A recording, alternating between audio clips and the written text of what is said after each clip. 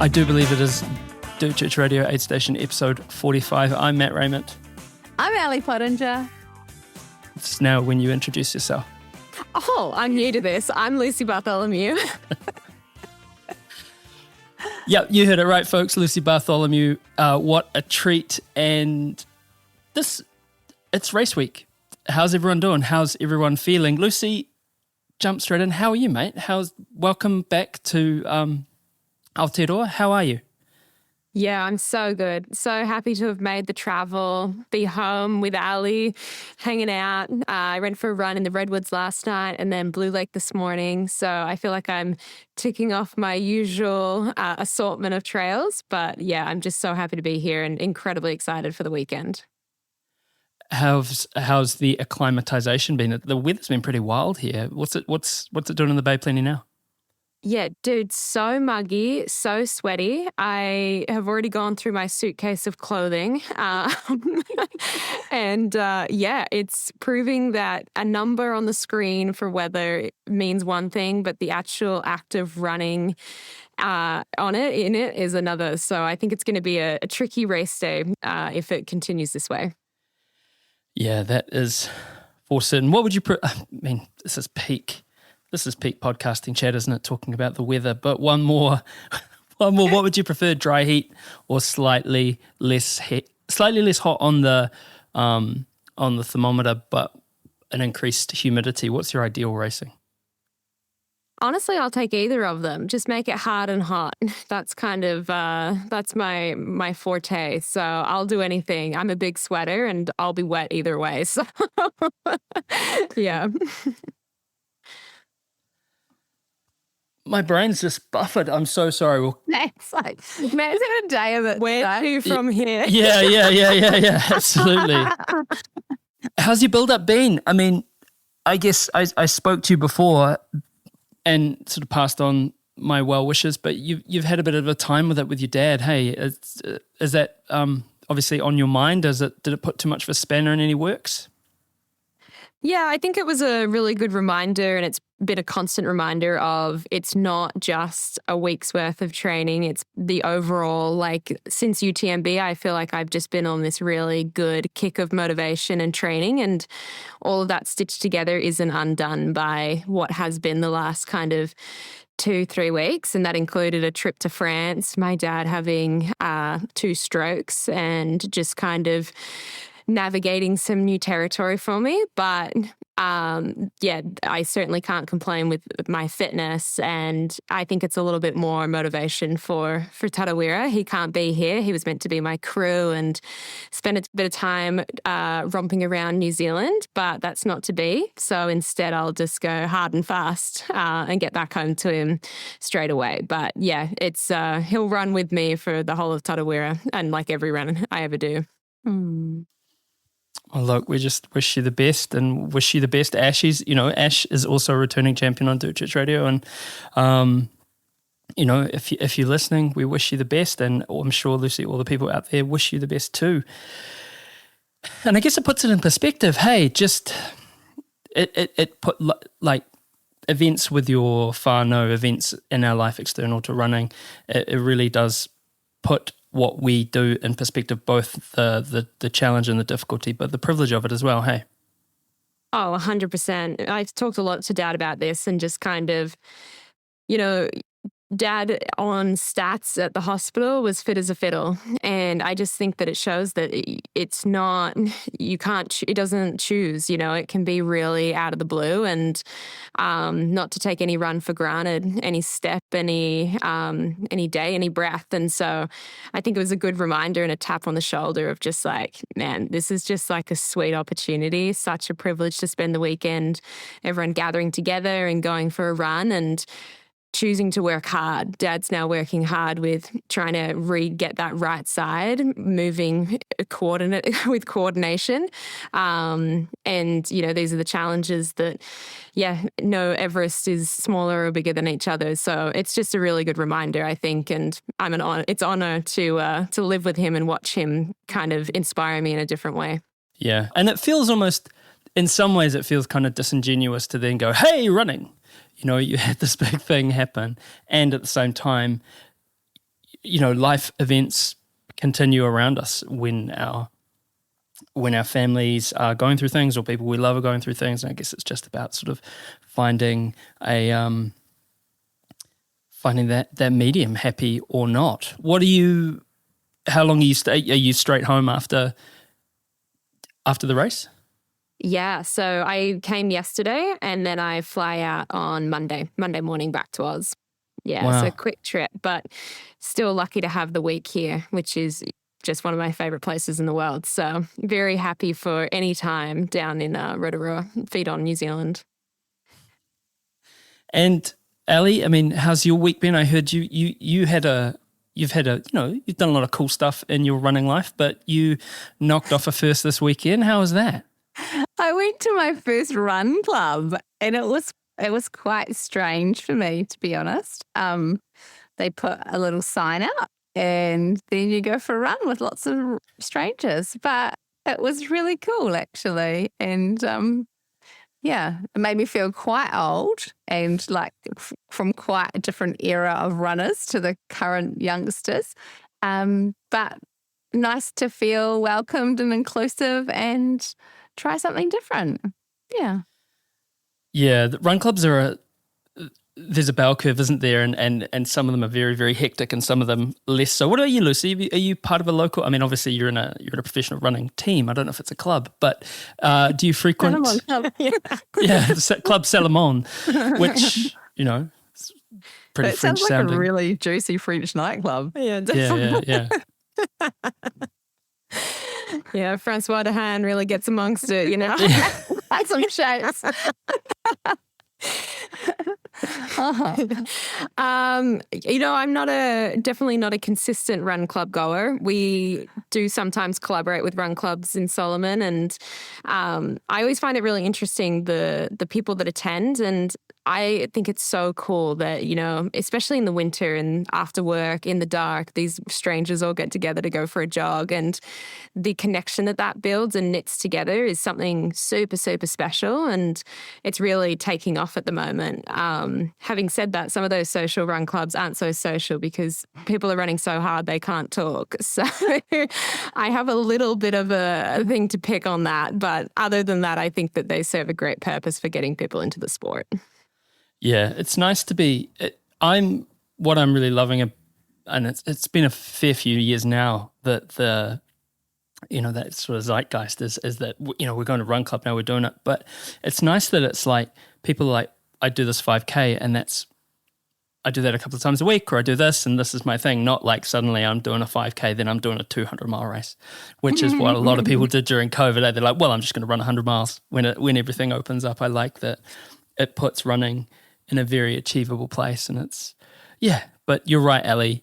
It's hard not to feel old when you go to a run club, unless you're in like a YMCA singlet, and then it's just surrounded by other old people. But we had we've got Lucy on as an impromptu guest co-host, and thank you, Lucy, for doing that. But we talked to Tom Heath today. Yeah. Do you want to explain what that was about? So basically they just did like a hard launch about Ultra Wanaka on the socials, and I was like, wait, what is this? There's a new Ultra in Wanaka. So it's really quite flat, 530 meters for the 50K. So we just kind of caught up with Tom to hear about what the idea is for the event and kind of what we can look forward to. Tom Heath from Wanaka. What are you up to? What's exciting? What do you have to tell us that you're putting on in April? Yeah, hi Matt. Thank you. So I've got the Ultra Wanaka coming up in April. Super excited to get this off the ground. We've got a 50K, a half marathon, 21K, and a 11 and a half as well. All taken in the beautiful sights of Wanaka. And they're pretty flat, aren't they? So are you not going up the old iconic Roy's Peak? What's happening there when it comes to courses? Yeah, so a smart man once said that the best view of a mountain is not on the mountain. Just taking that into consideration, the views you get from like literally every step you take on that course You're taking in just the river, the lake, and then just mountains all around. It's absolutely incredible scenery.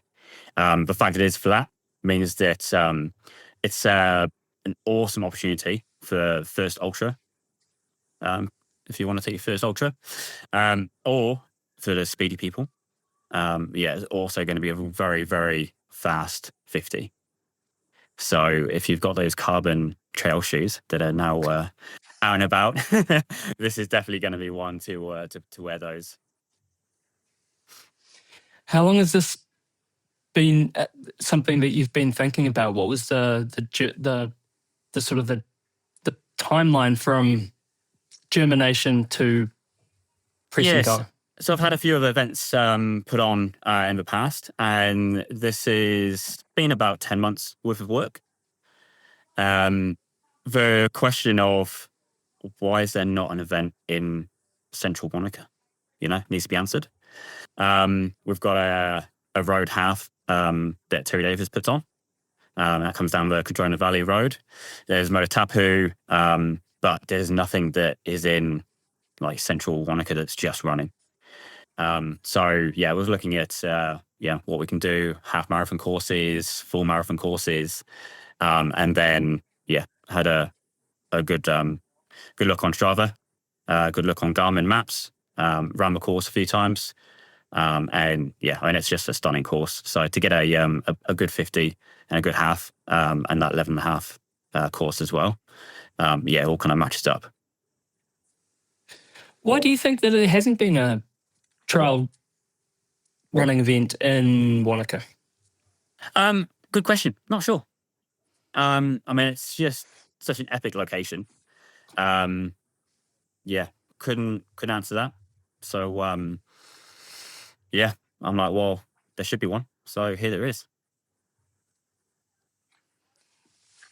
So, I guess talking about Terry Davis, historically, like Central Otago has been quite renowned for having the more gnarly events, thanks to Terry. What sort of vibe do you want this event to have? So I'm a sucker for the challenge events. Haven't done Northburn, but I've volunteered there a few times, so I know what goes on. And there's definitely space for those events that are just there to challenge you to the extreme. This one is not about that. Obviously, 50k. I don't think anyone's ever called 50k easy. But this one is manageable, shall we say. It is runnable for every K. If you're Bruce Croft or Dan Jones. But it's certainly runnable. It's such an awesome location. And it's more just about enjoying the race. Yeah. You can go hard out, you can race it. But really it's there just to be one that you want to tick off that is just going to be super awesome to be part of. What's been the reception from the local community? So there's been a lot of talk. There's been a lot of hype around it. We didn't put anything out. We didn't put any teasers out. There was nothing. It was just a launch on social media. And then, it's just gone absolutely nuts. So we've got good entries already, which is awesome to see. Lots of hype within the Wanaka crowd from what I'm hearing. So it's definitely taken off. I think most people are quite happy to see an event that's now in their backyard. Is it what's been the makeup of the entries? Is it largely local, or are you getting some good interest from overseas or other parts of the island? Mostly local at the moment, which is what I expect in the first week. We are getting interest from overseas. There's been a few people from Australia that have contacted us. As a tourist destination of Wanaka, I think, obviously once this first year has gone out, I think there's going to be a lot of international interest coming in the future. And it's pretty easy to get to, right? Like if you fly into Queenstown, which is a pretty major airport, there's flights from Australia, flights from Auckland, Christchurch, Wellington. So, and then what do they do? Yeah, so I mean, there's obviously lots of accommodation options in Wanaka.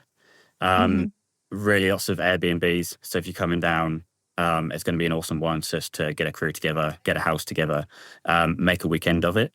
So it is Anzac weekend. So yeah, bring your crew, bring your family, get a few people together.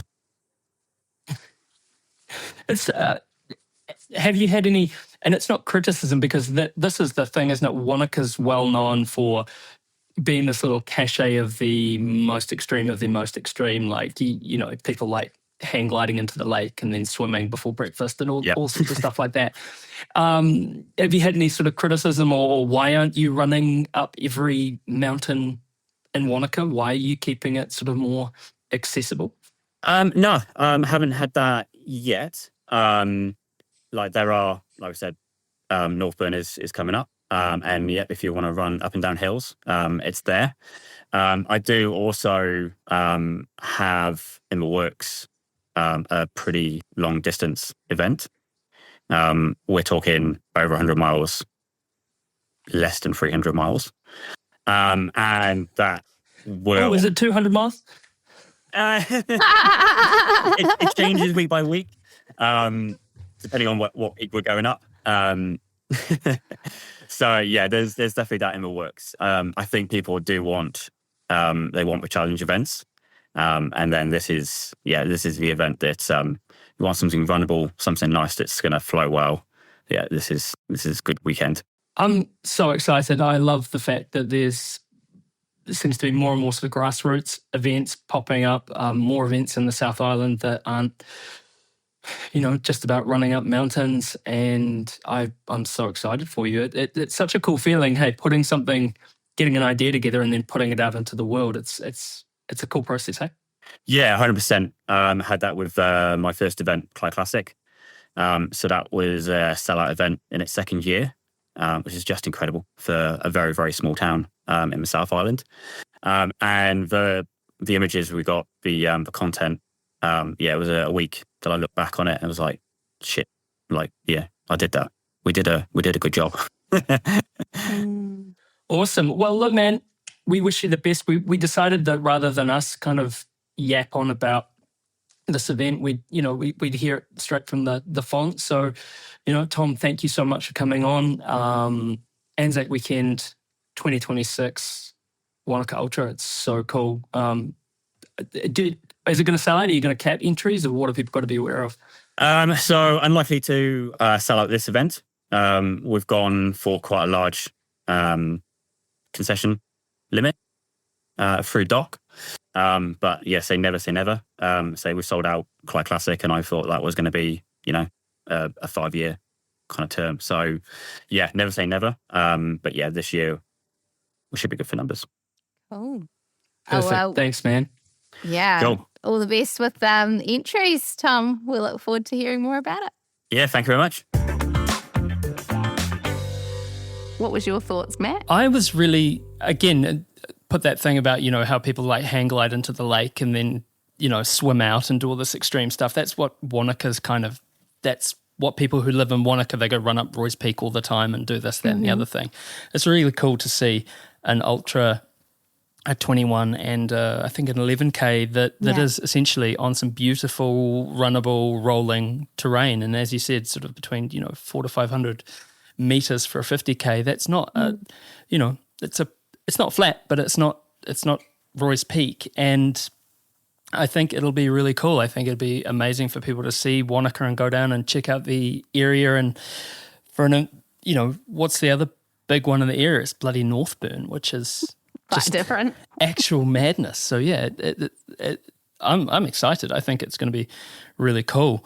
And the devil's in the runnable detail, though, right? Running on the flat is hard. Like I don't think that speaks to me as being an easy. Well, not that any 50K is easy, but that's not necessarily an easy 50K. And in April, I still get pretty hot down there. Or it could be freezing. Freezing cold, yeah, or both. Who knows? Who knows? Yeah, both in one day. Did you ever do Ultra Easy? Did either of you ever do Ultra Easy? No. Did you? No. Do you remember that race? It was one of... Yeah, that looked cool. Yeah, Terry Davis's, and it was like basically this huge gravel road race. And I started like 3 a.m, and then you go up over all the peaks and stuff like that around there. But my goodness, it's dearly departed, but so challenging. Lucy, how do you, it's race week. How do you manage being like lots and lots of people's favorite ultra person and getting quality prep, getting enough time to yourself, getting enough time to rest and get your mental headspace straight for the race on race week? Yeah, for me, it's just like a fine balance of being intentional with my time. You know, I'm lucky to be able to hide away in Ali's beautiful home and hang out with Sebastian, who very quickly reminds me that I'm not the most favourite ultra runner. I am his playmate and the constructor of railways through the lounge room. But, you know, when I put myself at expos or panels or into the public, you know, that's me being like, please say hi. Please talk to me. Like I'm not there if I don't want to be there. I'm there because I want to interact with the community. And it's such a fulfilling and beautiful part of what Tarawera is. I think that experience always fuels my race day. It never hinders it because I have learned to be intentional with it. But it's business as usual for me. You know, I jog, I have coffees with friends, I walk around, I lay down. You know, as long as I've got my snacks and I've got my can get my feet up for a bit of the portion of the day, I feel like I can prepare myself well for race day. But I don't want to be isolated. I don't want to be hermit. I'm here to be at Tarawera and with the community. And I feel just immensely privileged that people want to share their time with me. So if I can give them motivation and they can return it too, it's definitely a two-way street. It's nice, the reciprocity of it. Hey, you get some good energy at spaces like this. Ali, what about you? What are you looking forward to about this coming weekend? Basically the same as Lucy, just hanging out with mates, you know, getting to fulfill the role that I get to fulfill of cheering people off and cheering people back in and trying to honor them in those moments and, just have a really good time, like be around people that are pushing boundaries, that have worked towards this with purpose and focus and, that enjoy being in the outdoors and running. Like, what a cool space to be in. And same from being part of the event team. Like, I love working with the people that I get to work with. So it's really like it's a real joy and privilege to get to do what I do at Tarawera. What about you? Yeah, I think it's about working with it's that sense of deep privilege that I get to do something that I would do in my spare time as a job, and it's something that not many people get the chance to do. I really enjoy that, and I really enjoy obviously the little moments with people, and those little moments aren't necessarily on the start or the finish line. It's people come up to you, they share stories, they share, you know, someone will always tell you, say, an idea for what you could be doing differently on the podcast, or I like that sort of side of it too. That's really inspiring. But yeah, getting to see, for me, it's not just the athletes across the whole spectrum of, say, ability.